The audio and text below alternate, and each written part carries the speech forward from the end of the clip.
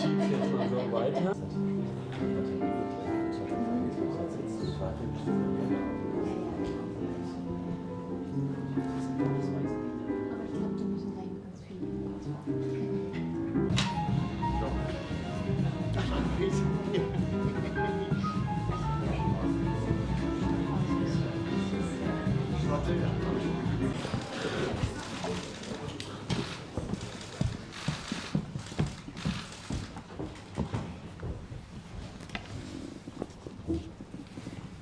Good morning. Everyone can hear me? Excellent. Thank you all for coming to hear from Margaret Atwood on the Global Publication Day of the Testaments, where Margaret will be speaking publicly for the first time about the much anticipated sequel to The Handmaid's Tale. My name is Erica Wagner, and I'm an author, journalist, and lecturer in creative writing at Goldsmiths College, University of London, and I'm really delighted to be here to welcome you all. In 1984, when she was living in what was then West Berlin, Margaret Atwood began writing a novel, the premise of which, she has said, seemed fairly outrageous. She asked herself, would I be able to persuade readers that the United States had suffered a coup that had transformed an erstwhile liberal democracy into a literal-minded, theocratic dictatorship? The Handmaid's Tale was published in 1985 in the UK by vintage imprint Jonathan Cape. Over the decades, its power and resonance have grown exponentially. Certainly, that's in part thanks to Bruce Miller's remarkable television adaptation starring Elizabeth Moss, which began airing in 2017. There have always been questions from readers about The Handmaid's Tale, but they are now more urgent than ever. You may want to refer to an exclusive piece published today on Penguin Co. UK, in which Margaret explores what her real-life inspirations behind Gilead were. Margaret turns 80 in November this year, and it is 50 years. They told me to say. And it is 50 years since her first book, The Edible Woman, was published. She has since become a fully fledged literary rock star, and The Testaments is the most anticipated literary event of the year, according to The Guardian. Over 100 Waterston stores are holding events to mark publication, and Margaret's event at the National Theatre this evening will be streamed to over 1,300 cinemas globally. The Testaments has also been shortlisted for this year's Booker Prize, Margaret's 6th shortlisting, including a win for The Blind Assassin in the year 2000. She is also the winner of the Canadian Governor-General's Award. She is a Chevalier dans l'Ordre des Arts et des Lettres, a member of the Order of the Companions of Honor, and a winner of the PEN Pinter Prize, amongst many, many others. Full details of all of this will be in your press pack, along with a copy of the book, on your way out of the conference. You will also be emailed a link to digital assets. What follows now will be a short reading from the new book from Margaret, followed by a brief Q&A. I will open up questions to the floor and select 3 questions at a time. Please wait for a roving mic to come to you and then announce your name and media outlet. I stress that you must keep your questions short to allow for as many questions as possible. The Q&A session will end at 10:50, followed by a photo call directly outside the auditorium. And now, for a very special reading from Margaret. Thank you, and a pleasure to see you again. I'm not going to stand up. This is quite a short reading, so I'm going to do it from this chair. I'm going to read the first page. The Testament has 3 narrators, and this one is a very special personage. The Arduahol Holobrat. Only dead people are allowed to have statues, but I have been given one while still alive. Already I am petrified. This statue was a small token of appreciation for my many contributions, said the citation, which was read out by Aunt Vidala. She'd been assigned the task by our superiors and was far from appreciative. I thanked her with as much modesty as I could summon, then pulled the rope that released the cloth drape shrouding me. It billowed to the ground, and there I stood. We don't do cheering here at Ardua Hall, but there was some discreet clapping. I inclined my head and then nodded. My stature is larger than life, as statues tend to be, and shows me as younger, slimmer, and in better shape than I've been for some time. I am standing straight, shoulders back, my lips curved into a firm but benevolent smile.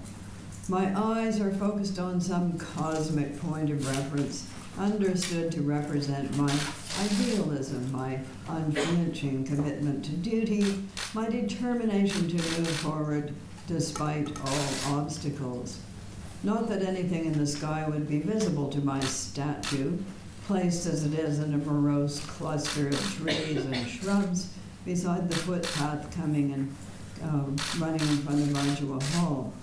We ants must not be too presumptuous, even in stone. Thank you very much, Margaret. So I will start with a few questions. The first of which is what prompted your return to Gilead 34 years after the publication of The Handmaid's Tale. And I wonder how much interest from readers has spurred you. As I said, there have always been questions about The Handmaid's Tale. And how much were you provoked by current events and real-world inspiration? That's about 50 questions. Let's try to condense it a bit. First of all, yes, there had been many requests for a sequel, which I'd always said no to, because I understood it to mean that it would be a continuation of the narrative voice of Offred in The Handmaid's Tale, and there was no way I could recreate that. However, as time moved on, and instead of moving further away from Gilead, we started moving towards it, particularly in the United States. I re-examined that position and decided that although I could not continue with the story of Offred, I could continue with 3 other people concerned in these events and tell the story of the beginning of the end, because we know from The Handmaid's Tale that Gilead vanishes. It's no longer present 200 years into the future, because they're having a symposium on it. And you know that when they're having a symposium on something, it's done. It's over. So, yes. So how did it collapse? How did these kinds of regimes disappear? And they can disappear in various ways. So I was interested in exploring that, and also in exploring what it would be like for the second generation. Because second generations in revolutionary regimes are quite different from first generation. And it's all that they know. That's all they know. That's normal life to them. But also they're not engaged in the violent part of the affair. A form of order has been restored. There's some way in which this thing functions, and that's what they grow up within. So one of the narrators grows up within Gilead. One of them grows up across the border in the place where you escape to when things go pear-shaped in the United States, and that would be Canada. We're all ready to go. You know, it has always been that way. And therefore we see Gilead from within, from without, and from a founder. But then that leads me to my next question, because one of these 3 narrators is Aunt Lydia. Yes. And why did this particular character stay with you, I wonder? She's only seen from the outside in The Handmaid's Tale. We know she's a quoting type of person. She does not give up this habit in the Testaments. And the question always is with people in those kinds of positions in regimes, especially in regimes that that are hierarchically arranged and in which they are by their nature never going to be top dog. So how do these people get into it? How do they get into their positions of relative power? What do they use that power for? And what is their justification to themselves about why they're doing it? So as you might expect, having been born in 1939, I've always been very interested in these questions and have read quite a few journals of people who were recording events at the time, including the Diary of Gerbils. Very cheery at the beginning. All going fine. Stops. Comes to an end. So also, we know from history that it's nothing new to have a person functioning within inside a regime, from within a regime who is actually somewhat hostile to that regime. And I'm right now reading the big history of Thomas Cromwell that came out. German poets. Yes, and Cromwell was one of these kinds of people. He was a Protestant evangelical secretly within the court of Henry VIII, who was death on Protestant evangelicals, and I do mean death. He killed them a bunch of them. So how do you negotiate what do you this? think you're doing? You know, and how do you justify to yourself, well, I have to kill these people because otherwise my other plans will not work out. And I also want to ask how much your involvement in the television series, which now we've just seen the third season, I think. How has that affected the way that you, if at all, embarked on this new book? Because, for instance, Baby Nicole is a character in this book, as she is, viewers will know Baby Nicole. So maybe talk a little bit about that. So that was a name negotiation. Baby Nicole was my name. So Bruce Miller and I have been in community. We talk on the phone in unlikely locations. I had an important conversation with him on the street outside a shop called BB Buggy. He was there buying kid stuff. So we talk on the phone. I read the scripts, I make notes on them. I don't have any actual power. I have, quotes, influence. I have influence, which is not quite That's the real power. You think, not always. So in my Thomas Cromwell position vis-a-vis the show, I have influence but no actual power. But luckily we are in accord most of the time. And when I said you can't kill that person, he said, well, I wasn't going to anyway. When I said hands off that baby, he said, oh, okay. And is that because you knew that was maybe coming into this? Yes. Into this I already book. knew that it was in. Yeah, so I couldn't tell him yet that it was in, but he has now read the book and is thrilled to have been given so much extra whiteboard space. Very good. They have a writing room, you know, that has, I think now 8 people in it, and nobody gets in, including me, because you might see the whiteboard. Well, now I think we're going to open up to your questions. As I said, there are, raise your hand, there are 3 roving microphones, and we're going to wait until everybody has their microphone. So there's a gentleman here. Raise your hands high. There's a gentleman sitting in the middle here, and a woman over here in the second row.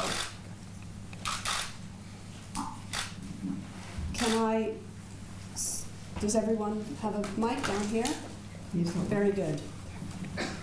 Can I start with you, ma'am? Of course. Hi, my name is Ina Fridemark. I'm from TT News Desk and from Sweden. So I was wondering, how does it feel to you to see your book being used again in protests for women's rights and in protests against the control of women's bodies? As opposed to protest. Yes, how does it feel to Yes. see the book being used as a protest? So that started in Texas.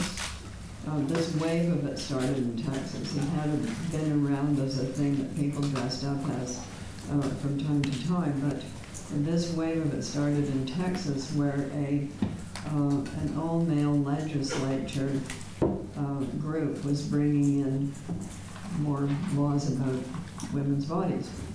And the scene looks like a shot straight from the TV series. You could interchange them. So it's brilliant as a protest tactic because you're not making a disturbance. You're not saying anything. You're sitting very silently and modestly. And you can't be kicked out for dressing inappropriately because you're all covered up. No bare shoulders. No frightful bare shoulders. So there they are, and they put it together quite hastily, and they ordered the outfits first of all on the internet. But when they arrived, they were pink, and pink was not what they had in mind. So they very swiftly sewed red ones, and there they were. And that, of course, it's very good for television. Wouldn't work on radio. It's a very striking visual image, very noticeable. And that went all over the place and was turned up in Argentina, and Croatia, and Ireland, and in many other locations. And everybody looking at it knows what it means because of the television series. So again, it's a question of things escaping from a book into the real world. And the author at that point has zero control. So that is what has happened. And we will wait to see what happens next. But none of this would be happening unless countries were putting people in charge of women's bodies who are not those women. So if everything were fair and equitable, and government really was by consent of the governed, only potentially pregnant women would be able to vote on these matters. You, sir. Hi, good morning. Cameron McIntosh with CBC, Canadian Broadcasting Corporation. You had mentioned this in your, I think it was the first question, and I just wondered if you can expand on it, mentioning 3 decades ago that you had the challenge of selling people on the notion that something like this could happen in the United States. Now that society is kind of there, and seeing things that are disturbing many people, how much pressure did you feel in writing this book 3 decades later to reflect that and to, I guess, adequately capture that thought? Is there a danger of letting down the audience when you revisit There's a danger of letting down the audience at every turn on every occasion, even from the CBC. You read your mail lately. But who is the audience? The audience is comprised of a number of different individuals last time I looked, and they will have different opinions. So sure, there's always a danger of what's letting down the audience, but it's a danger we have faced before. In 1985, people were already saying these kinds of things. You go to the clippings file in the Fisher Library back in the days when one did clippings instead of printouts. The whole array is there. People were talking about what they would like to do in the United States if they had the power. And they do have the power. So until the wall went down, until the Cold War ended, the United States was selling itself as the alternative to the Cold War evil empire. So they were the land of freedom, democracy, equality, opportunity for all, and therefore they were not showcasing their shadow side, which was kept pretty firmly under wraps in those days. But once that opponent was gone, everything could come out of the cupboard that had always been there. And out it has come. You, sir. Red Sail from Royal National Institute of Blind's radio, Connect radio station. Like many print and disabled listeners, sorry, like many print disabled readers, we're delighted that the book has been simultaneously published in audio as well. I noticed that you're down as one of the narrators and Sir Derek Jacobi as well. Can you tell us a little bit more about that and how you selected the narrators for the various parts? All right. So audiobooks, it's a very interesting story, and I think the audience for audiobooks has been vastly increased by traffic jams. So people who once upon a time had only their iPods or the radio can now listen to books, and lots of them are doing it. So this one was produced by Orly Moscovitz, who produces. So we're talking about the U.S. one, I take it, and Dowd reads Aunt Lydia, Derek Jacobi. So how they typically do it is she selects a number of voice clips of people that she thinks could do it, and she sends them to me, and I listen to them. And I say, this would be great, this one maybe not so much, how about this? And then she sees if those voice actors are available. And then they go in and read their parts in a studio. I appear on that audiobook. I think I did the chapter headings. So it's like that. And we've done a number of them once publishers got on to the idea that audiobooks were a thing, that people would actually listen to them. When they first appeared, they were CDs that you went and bought in a CD store, but now, of course, you can download them and get subscriptions to them and do all sorts of things. And as we say, they're not just one reader, they're And this cast. one is not just one reader. If it's a single narrator, then it'll be one reader. But this one has got 4 readers. And 5 counting me. Let's have 3 more questions. So there's a gentleman towards the back there. Put your hand up. And there's a woman here in the middle towards the back. Yes, you. Very good. Keep your hand high. And who else? And a gentleman here on the side. Let's start with you. Hi, Sophie Terrara from Wired. Do you consider the Testament's dystopia? And could you talk about sort of how you've interpreted that? Okay. A dystopia is an imagined society that we assume is worse than the one we live in. And a utopia is an imagined society that is better than the one we are living in. So the 19th century was the age of utopias. Huge numbers of them were produced because the 19th century felt that it was improving things. And had already improved a number of them, including vaccination and the sewer system. So the sky was the limit, and things would just keep on getting better. That's what they thought. And then that turned around the turn of the century. And after World War I, and particularly World War II, utopias became very hard to write. Because let us not forget that a number of totalitarian and bloodletting societies started out as utopian propositions, including the USSR, including Nazi Germany, and including fascist Italy, and including Pol Pot's Cambodia, and a whole bunch of other ones that we've seen since. So they always come in saying, we're going to make everything vastly better, except first we have to get rid of those people. There's usually those people. So they became harder to write. Is the Handmaid's Tale plus the Testaments a dystopian world? Let us hope so.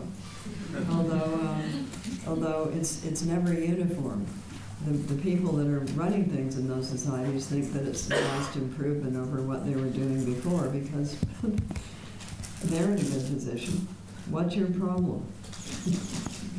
So that's how it goes. I did write quite a bit about dystopias and utopias over the course of time, and I said that every dystopia contains within itself a little utopia, and every utopia contains within itself a little dystopia. And if you read the literary versions of these things, that's invariably true. There has to be a tear and compare. This would be better or that would be worse. So that's my take on them. And there's lots of them if you want to delve into it. There are so many utopias in the 19th century that Gilbert and Sullivan did a parody of them called Utopia Limited, one of their lesser-known operettas. This gentleman here. Good morning, Paul Workman from CTV, Canada. What did you make of the lineups and the reaction at midnight last night? The Guardian today said it was a bit of Harry Potter madness. Does that make you a cult writer in a sense? And B, is green the new color of the Handmaids? There are some new costume choices in this book, as there would be. Did you ever see Triumph of the Will? I bet you did. Lady Reifenstahl's celebration of the Nuremberg rallies. Everybody has an outfit. You know, these kinds of regimes are very big on outfits, but human beings have been throughout time. They love outfits that tell you who you're looking at, like football teams and things like that. So yes, we have some new outfits. Because there would be new outfits. As the regime rolls on, you would have to have new outfits. And we have a new missionary group, as there would be. The missionaries are missionaryizing in Canada. Maybe they will convert you. And last night's reaction with the crowds and the lineups? Well, London loves a happening. And it is quite amazing how people will like turn out in the middle of the night. Turn out in the middle of the night to see the big pile of books revealed, like Aunt Lydia's statue. So it was lots of fun. I think people had a pretty grand time at Waterstone's Piccadilly because I was not the only attraction. They had have you ever been to a circus of old in which there's a center ring and then there's some other things going on? So it was, every floor of Waterstones had a different kind of happening event going on.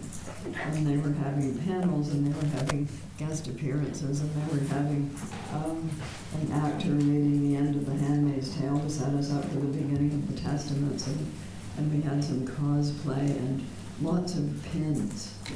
I've yet to get my pins. Yeah, we want pins. Where are those?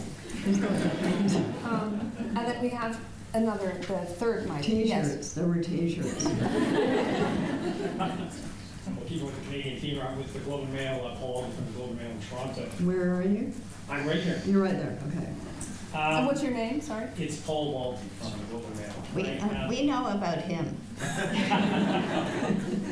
Just curious, you were just called a literary rock star, and following up a little bit on that question about the attention this book is getting, are you, I guess, overwhelmed by the launch of this thing with 1,300 theaters and everything else, and do you consider yourself a literary rock star?